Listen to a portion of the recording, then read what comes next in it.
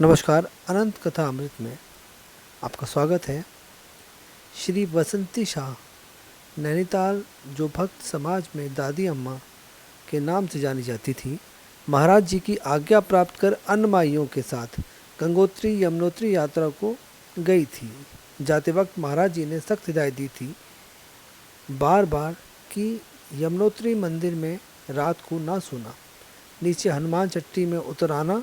परंतु इनकी एक नेता माई ने इन लोगों को समझाया कि 2 बजे रात वहाँ घंटे घड़ियालों के साथ दिव्य वाद संगीत का नाद सुनाई देता है, इसलिए हम रात को यहीं रुक जाएं। लेकिन इन्हें यह ना मालूम था कि नाद को सहन कर पाने की शक्ति हर किसी में नहीं होती, जिसके कारण मृत्यु भी हो जाती है और कि रात्रि को वहाँ शेर भी आ जाता है। अस्तु महाराज जी की आज्ञा ना मानकर नाद सुनने के लोभ में दादी अम्मा तथा अन्य माइयों उस नेता माई के साथ रात को मंदिर में ही रुक गई।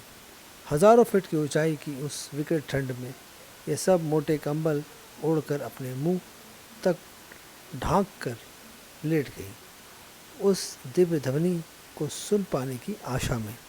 तभी एक साधु बाबा उस ठंड में भी केवल एक चादर ओढ़े वहाँ आ गए, ये कहते हुए कि तुम्हें देखकर मुझ में भी साहस आ गया यहाँ रात बिताने का, वरना यहाँ रात को कोई नहीं रह पाता।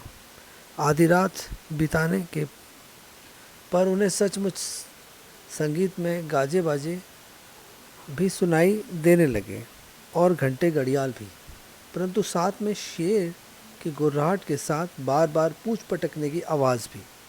सुनकर इन सब को अत्यंत भय व्याप्त हो गया मन में, और उस मानसिक अवस्था में नाद सुन पाने का कोई प्रश्न ही नहीं उठ सकता था। राम राम कर रात बिता ये सुबह लौट चली।